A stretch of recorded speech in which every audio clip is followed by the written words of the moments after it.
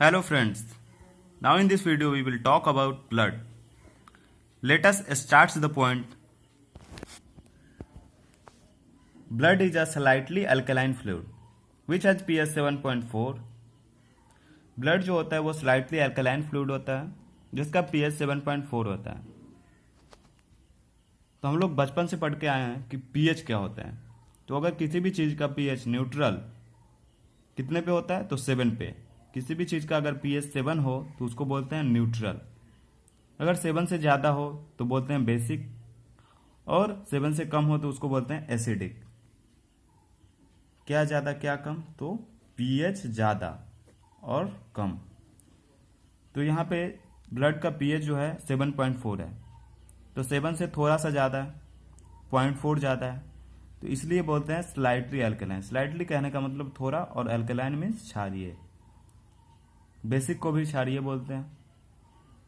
तो ब्लड का pH slightly alkaline होता है। Blood consisting fluid matrix plasma and formed elements. Blood में क्या क्या चीज होता है? फ्लूइड मैट्रिक्स होता है, प्लाज्मा होता है और फॉर्म्ड एलिमेंट्स होता है। कंपोजिशन ऑफ ब्लड, ये ट्रिक्स है PCB। तो P for plasma, C for cells and B for blood. तो ब्लड का जो कंपोजिशन होता है प्लाज्मा सेल्स का होता है। ब्लड में जो कंपोजिशन होता है किस किस चीज का? तो प्लाज्मा और सेल्स का होता है। तो plasma plus cells is equal to blood. Plasma contains 55% of blood. अगर ब्लड का कंपोजिशन 100% ले तो उसमें से प्लाज्मा 55% होगा, 45% क्या होगा जो बाकी बचा वो। तो ब्लड में दो ही चीज तो है, प्लाज्मा प्लस सेल्स। तो प्लाज्मा अगर 55% है तो सेल्स कितना परसेंट? 45%। तो प्लाज्मा 55% जो होगा वह कौन कौन सा होगा? तो प्लाज्मा हैव 2 कंपोनेंट्स। प्लाज्मा के अब 2 कंपोनेंट्स हैं। कौन कौन? तो plasma solids and plasma proteins. तो अब प्लाज्मा के 2 कंपोनेंट्स हैं तो प्लाज्मा का हम लोग 100% लेते हैं। तो प्लाज्मा के 100% में प्लाज्मा सॉलिड्स 90 to 92% प्रेजेंट होते हैं और प्लाज्मा प्रोटीन 6 to 8% प्रेजेंट होते हैं। तो प्लाज्मा सॉलिड्स पहले देखते हैं हम लोग। तो प्लाज्मा सॉलिड्स में कंपोजिशन होता है CPUGEL, CPU जेल। ये ट्रिक्स है। तो C for carbohydrate, B for protein, U for urea, G for gases, E for electrolytes, L for lipid. तो प्लाज्मा सॉलिड्स में ये CPU जेल प्रेजेंट होता है। प्लाज्मा सॉलिड्स का कंपोजिशन CPU जेल का होता है। Carbohydrate, protein, urea, gases, electrolytes and lipid.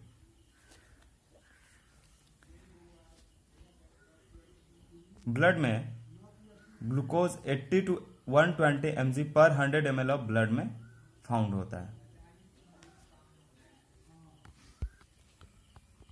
Plasma solids की बात कर ली हम लोग।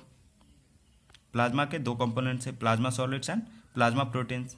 अब दूसरे प्लाज्मा प्रोटीन्स की बात करेंगे। तो इसका ट्रिक्स है fag, FAG। F for fibrinogen, A for albumin and G for globulin.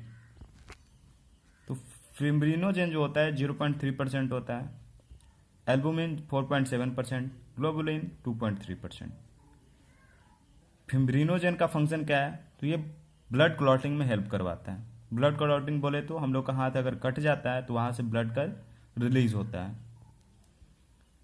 तो ब्लड जो रिलीज होता है वो कैसे रुके, रिलीजिंग स्टॉप कैसे हो?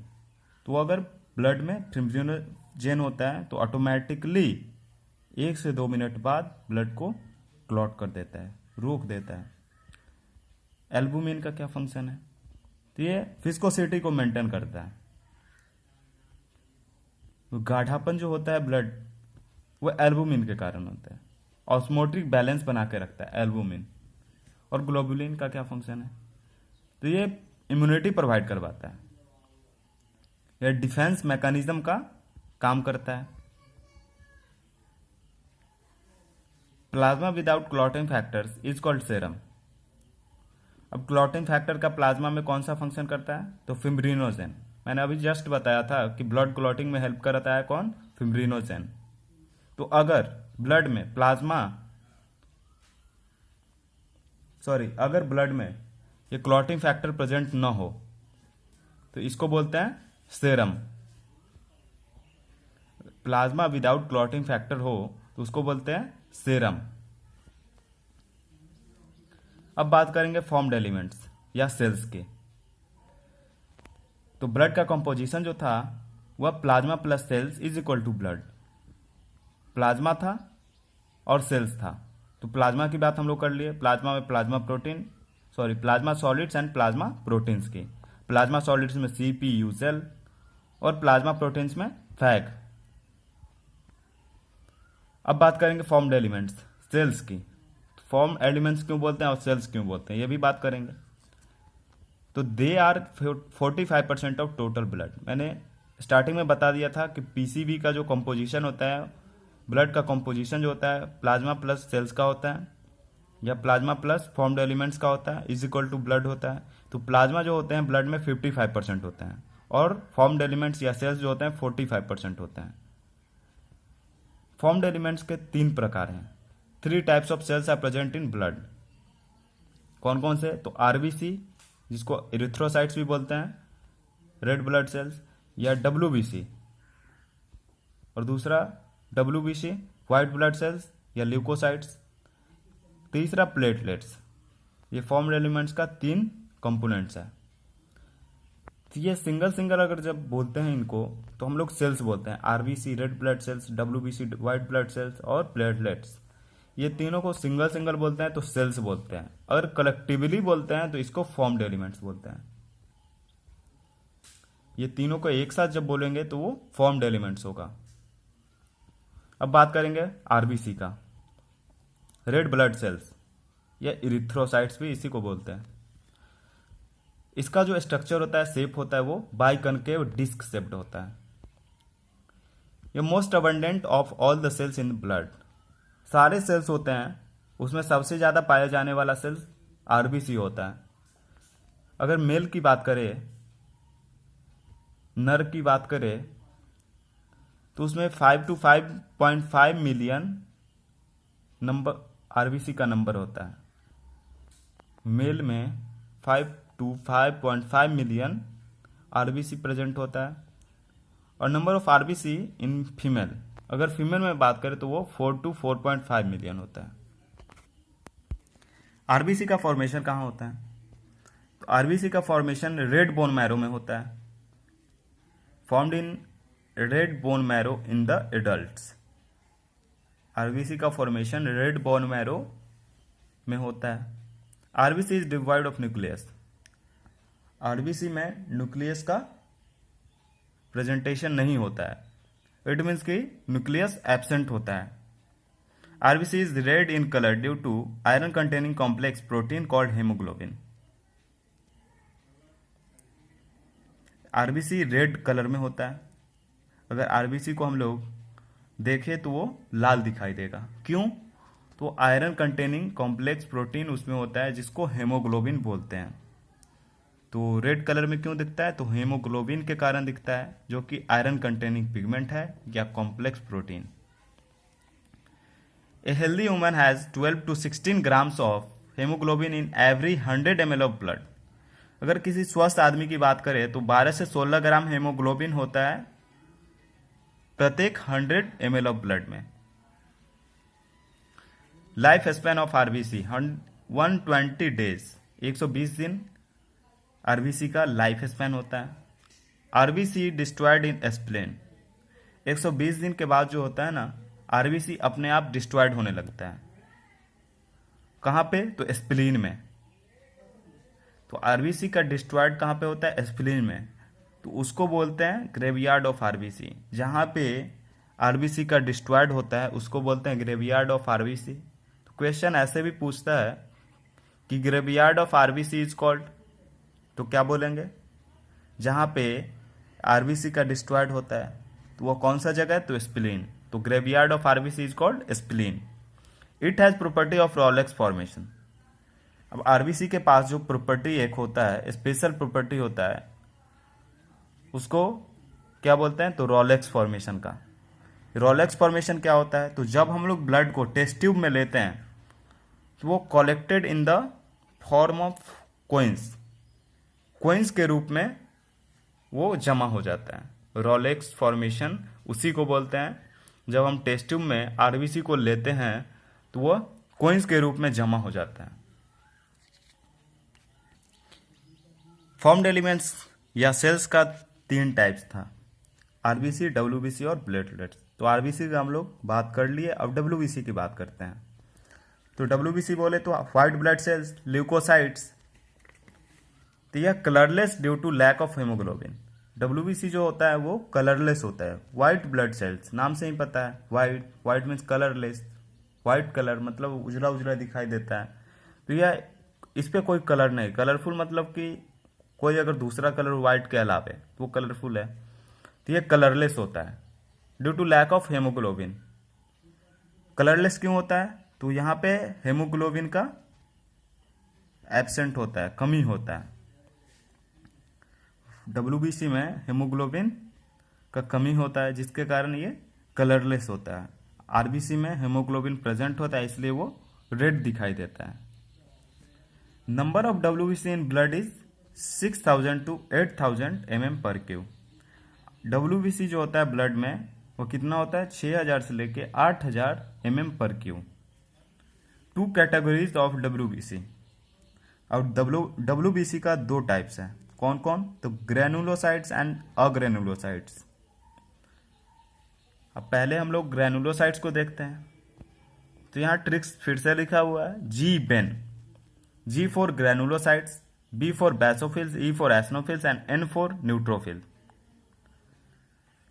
तो डब्ल्यूबीसी का 2 type, granulocytes and agranulocytes. Granulocytes में देखें तो 3 ग्रेनुलोसाइट्स 3 कंपोनेंट से मिलकर बना हुआ है, BEN, basophils, eosinophils and neutrophils. Basophils देखते हैं, it is the list of total डब्ल्यूबीसीज। डब्ल्यूबीसीज जितने भी होते हैं उसमें सबसे कम होते हैं बेसोफिल्स, कितना, तो 0.5 to 1%। It secretes histamine, serotonin, heparin ETC। यह हिस्टामिन, सेरोटोनिन, हेपेरिन को सिक्रेट करता है and these are involved in inflammatory reaction. और यह इन्फ्लामेटरी रिएक्शन में इन्वॉल्व होता है। तो इन्फ्लामेटरी रिएक्शन कहने का क्या मतलब, तो जब भी हम लोग को मच्छर काटता है या कोई चीज़ कट करके चला जाता है तो वहाँ पे स्वेलिंग आ जाता है, सूज जाता है, तो उसी को बोलते हैं इन्फ्लामेटरी रिएक्शन। तो वह इन्फ्लामेटरी रिएक्शन क्यों होता है, तो ये जो बेसोफिल सिक्रेट करता है हिस्टामिन, सेरोटोनिन और हेपेरिन, इसी के कारण इन्फ्लामेटरी रिएक्शंस होते हैं। ग्रेनुलोसाइट्स का दूसरा टाइप है eosinophils. It is 2 to 3% of total WBC. सबसे कम था बेसोफिल्स डब्ल्यूबीसी के टाइप में, वह 0.5 to 1%। अब एसनोफिल्स जो है 2.3% ऑफ टोटल डब्ल्यूबीसी। जितने डब्ल्यूबीसी हैं उसमें से 2 से 3% एसनोफिल्स रहेगा। They resist infections and associated with allergic reactions. ये इन्फेक्शंस को रोकता है। अगर कोई तरह का इन्फेक्शन हमारे बॉडी पे होता है तो वो एसनोफिल्स रोकता है। और यह एलर्जिक रिएक्शन से एसोसिएट रहता है। कौन, तो एसनोफिल्स एलर्जिक रिएक्शन से एसोसिएट रहता है और ये हमारे बॉडी में इन्फेक्शन को रोकता है। न्यूट्रोफिल्स तीसरा टाइप है ग्रेनुलोसाइट्स का, neutrophils. It is must abundant cells of the total डब्ल्यूबीसीज। अब सारे डब्ल्यूबीसीज जो होते हैं 2 तरह के हैं, ग्रेनुलोसाइट्स और अग्रेनुलोसाइट्स। ग्रेनुलोसाइट्स में 3 तरह के, बेसोफिल्स, एसनोफिल्स एंड न्यूट्रोफिल्स। और अग्रेनुलोसाइट्स आगे देखेंगे। तो जितने भी डब्ल्यूबीसीज हैं उसमें से सबसे ज़्यादा पाए जाने वाला कौन सा है, तो न्यूट्रोफिल्स, 60 to 65%। इसका क्या फंक्शन है, इट इज फैगोसाइटिक सेल्स। या फैगोसाइटिक सेल्स होते हैं। फैगोसाइटिक्स बोलने का क्या मतलब, तो कोई भी हमारे बॉडी में फॉरेन पार्टिकल जब एंट्री करता है या कोई भी ऑर्गेनिजम्स हमारे बॉडी में एंट्री लेता है तो उसको डिस्ट्रॉय कर देता है, तो इसी को बोलते हैं फैगोसाइटिक। फैगोसाइटिक नेचर, नष्ट कर देता है, मरवा देता है। कोई भी अननोन ऑर्गेनिजम्स हमारे बॉडी पे जब एंट्री लेता है तो उसको फैगोसाइट करवा देता है, मरवा देता है, नष्ट करवा देता है। तो कौन है वो, तो न्यूट्रोफिल्स। तो इसलिए इसको बोलते हैं फैगोसाइटिक सेल्स भी। अब बात करेंगे डब्ल्यूबीसी के दूसरे टाइप, ग्रेनुलोसाइट्स की बात कर ली। ग्रेनुलोसाइट्स में 3 थे, जिसका ट्रिक था G Ben. G for granulocytes, B for basophils, E for eosinophils and N for neutrophils. तीनों की बात कर ली। अब हम लोग बात करेंगे अग्रेनुलोसाइट्स की। अग्रेनुलोसाइट्स में देखेंगे क्या क्या है। इसका ट्रिक है MLA, M for monocytes, L for lymphocytes और A फॉर एग्रेनुलोसाइट्स। तो पहला टाइप है मोनोसाइट्स, इसको देखते हैं। It is phagocytic cells.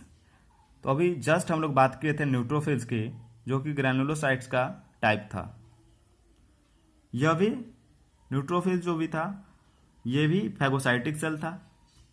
और अग्रेनुलोसाइट्स का पहला टाइप जो है मोनोसाइट्स, ये भी फैगोसाइटिक सेल है।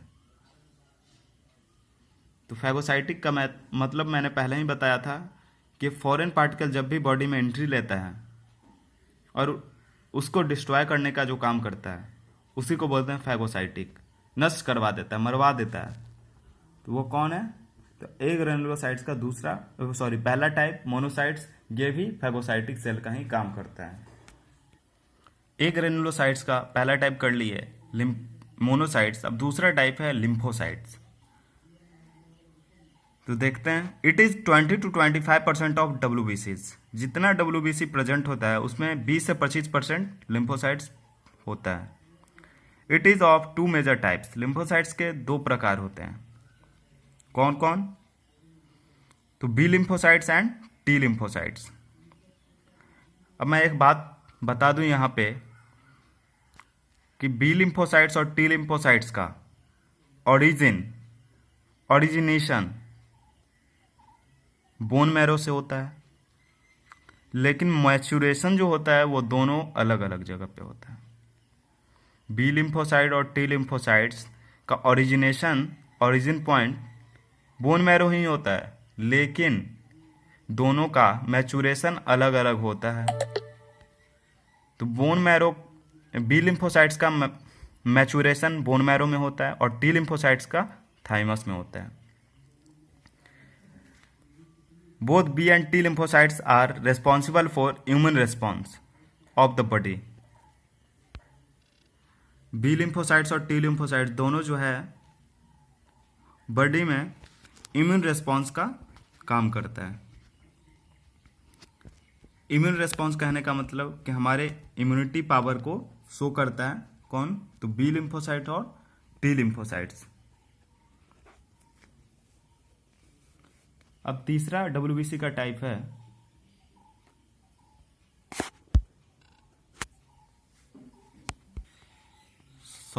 सेल्स का तीसरा टाइप है प्लेटलेट्स। फॉर्म्ड एलिमेंट्स का तीसरा टाइप है प्लेटलेट्स। 2 टाइप हम लोग कर चुके हैं।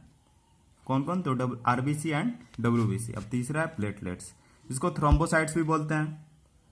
It is cell fragments produce from megakaryocytes. Platelets जो होता है वो सेल का फ्रैगमेंट होता है, सेल का टुकड़ा होता है। कहां से प्रोड्यूस होता है, तो मेगा कैरियोसाइट्स। मेगा कैरियोसाइट्स किसको बोलते हैं, तो ये स्पेशल सेल होता है बोन मैरो का। Mega karyocytes special cells in the bone marrow. Bone marrow जहां पे होता है वहां का ये स्पेशल सेल होता है, उसी को बोलते हैं platelets. Blood normally contains 1.5 lakh to 3.5 lakh platelets mm/Q। Blood में नॉर्मली 1.5 लाख से लेकर 3.5 लाख प्लेटलेट्स mm/Q प्रेजेंट होता है। It releases variety of substances which are involved in the कोagulation और क्लॉटिंग ऑफ ब्लड। ये बहुत तरह के सब्सटेंसेस को रिलीज करता है। कौन? प्लेटलेट्स। प्लेटलेट्स बहुत तरह के सब्सटेंसेस रिलीज करता है जो कि कोगुलेशन और क्लॉटिंग फैक्टर में इन्वॉल्व होता है। क्लॉटिंग और कोगुलेशन फैक्टर मैंने पहले ही बताया था कि ब्लड अगर हम लोग का हाथ या उंगली कट हो जाता है तो वहाँ से ब्लड का रिलीज होता है। ब्लड का रिलीज जो होता है वह रुक जाता है 1 से 2 मिनट बाद, तो उसी को बोलते हैं क्लॉटिंग फैक्टर। प्लेटलेट्स बहुत तरह के सब्सटेंसेस रिलीज करते हैं, वो क्लॉटिंग और कोगुलेशन फैक्टर में इन्वॉल्व होता है। Reduction in number of platelets. Platelets के नंबर में कमी के कारण क्लॉटिंग डिसऑर्डर्स हो सकता है। Reduction in number of platelets can lead to clotting disorders which lead to excessive loss of blood from the body. Platelets के नंबर में कमी के कारण क्लॉटिंग डिसऑर्डर्स हो जाएगा या हो सकता है। क्यों? तो क्लॉटिंग डिसऑर्डर्स पहले जानते हैं क्या होता है। तो अगर हम लोग का उंगली कट हो जाता है या कट कर लेते हैं तो 1 से 2 मिनट बाद अगर ब्लड का रिलीज नहीं रुकता है, स्टॉप नहीं होता है, तो समझ जाएंगे कि हमारे ब्लड में प्लेटलेट्स की काफ़ी मात्रा में कमी है, जिसके कारण ये क्लॉटिंग डिसऑर्डर्स होता है। क्लॉटिंग, ब्लड का क्लॉट नहीं होना, कोगुलेशन नहीं होना, क्लॉटिंग डिसऑर्डर्स कहलाता है। तो वो प्लेटलेट्स के नंबर में कमी के कारण होता है, which lead to excessive loss of blood from the body. अगर क्लॉटिंग डिसऑर्डर्स हो जाता है तो हमारे ब्लड से एक्सेसिव लॉस ऑफ ब्लड होता है, काफ़ी मात्रा में, काफ़ी ढेर मात्रा में ब्लड का लॉस होता है। ओके फ्रेंड्स, तो ये टॉपिक एंड होता है। अब इस वीडियो को आप लोग देख के बताएंगे, कमेंट करेंगे कमेंट बॉक्स में कैसा लगा आप लोगों को, और लाइक एंड सब्सक्राइब जरूर करें। फ्रेंड्स को भी शेयर करें वीडियो अगर आप लोगों को अच्छा लगे तो। Okay, bye friends.